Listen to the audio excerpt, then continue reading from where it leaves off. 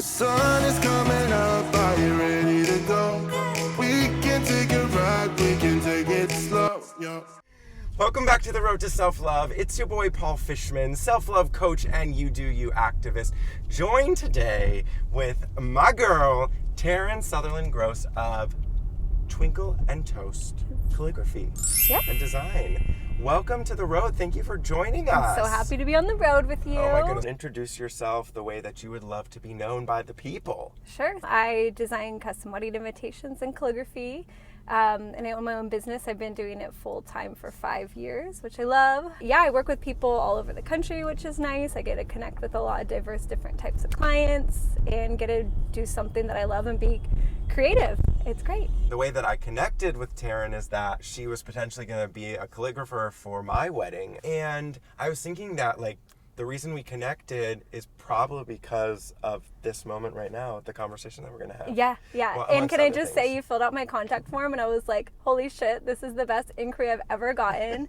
It was just like everything. You're like, our hashtag is like Paul and Richard slay, yeah. So I was like, oh, what can I do to like be in your presence? It was so good. And then we met and got coffee and I was like, I don't care if you hire me, like just be my friend, please. And then I was so proud because you ended up figuring out a lot of stuff for yourself, which was like so cool, and I was super proud of you. I'm like, great, I don't care, like don't give me any money, just like be around me like forever. It's so fun. The reason you're on the show today is that you went through a kind of traumatic experience. It is a topic that a lot of people shy away from, so I'm curious if you would just be willing to dive right in and tell us a little bit about what the whole situation was so that we can keep the people not on the cliffhanger moment any longer. Earlier this year, I was pregnant with my second baby, and we went in for an ultrasound appointment and found out that the baby was no longer alive and that I had miscarried, and it just flipped my world upside down. It was something that you know would suck, but you have no idea until you go through it. And I just had to figure out how to navigate the grief.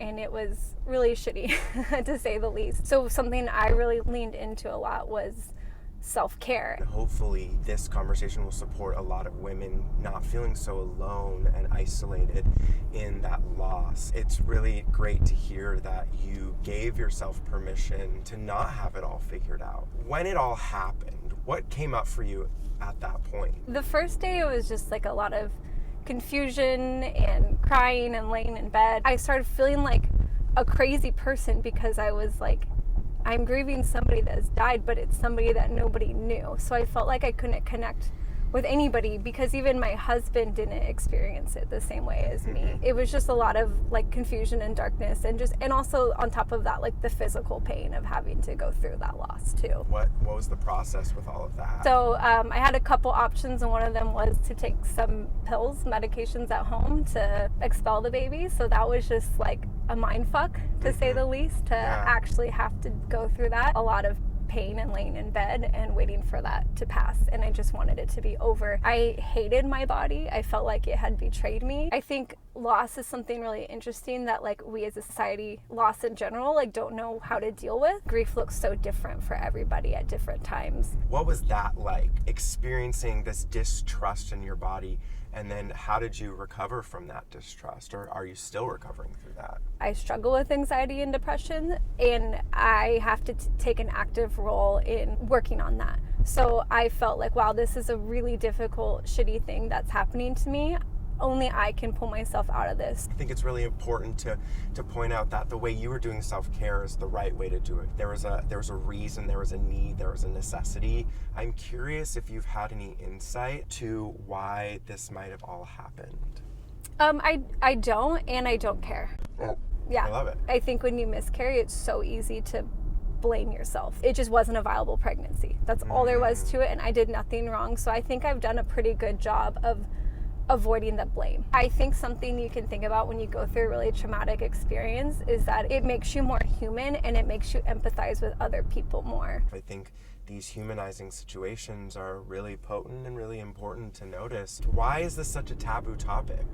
I don't know. I think just loss in general is a really difficult thing for our society to face. And, you know, death is an inevitable part of our lives, and we don't know how to deal with it. And it's sad. What would you say are like some things that you can do that are easy to get you moving out of that just feeling of aloneness. I'm here to say, like, it is super unfair and it's super fucked up. I'm personally not here to say it all happened for a reason and, oh, you'll have another baby one day. Like, maybe we won't, maybe, you know, and that's fine. You know, maybe you like to be more private, or you want to be more outspoken, or you feel angry or jealous of somebody else with their pregnancy announcement. That's okay.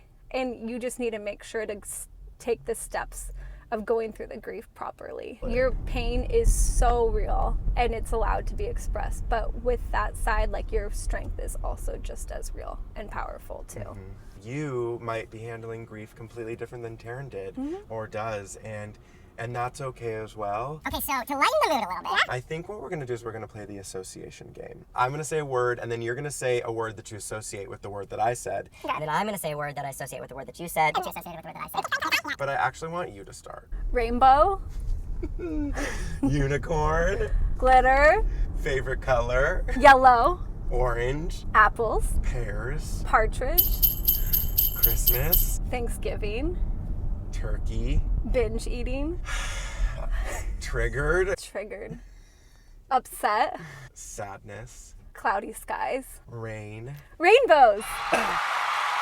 We took it all the way around. Do you ever do that? No, I've never done that before. So let's talk a little bit more about what you currently have going on. My business is based in weddings that are like super happy and upbeat. That was really like hard to navigate, and making sure I was like keeping up with all my work, but while also allowing myself to take some time off to process everything. I think you can attest to this as like a solo business owner. You're always working and you're always like, nothing's ever done.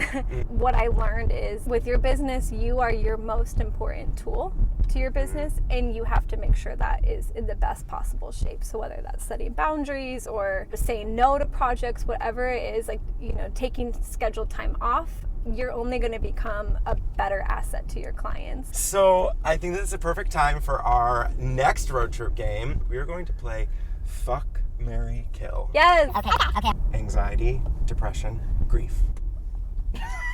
Okay, like, I guess I'd marry anxiety because, like, anxiety is just prominent in my life already. I would kill grief and then have grief over it. Fuck depression. Like, get out. Like, fuck you. Get out of here. That was awesome. I'm going to let you think of 3 that we can play the game with. Okay, I'm going to go with California attractions. Disneyland, Yeah. Napa Valley, the Golden Gate Bridge. Marry Disneyland, because, you know, I think that I would be happy living in Cinderella's castle. Fuck the Golden Gate Bridge. Who doesn't love to have a nice weekend love affair with San Francisco? Kill Napa Valley, because I've never been there, and I like wine, but like not that much. What does self-love mean to you? I think it just means being comfortable with who you are and who you're becoming, and be forgiving to yourself, and knowing that you're worth good things and you're worth being taken care of. Someone's deep in the thick of depression or sadness or grief. If you have a message for them right now.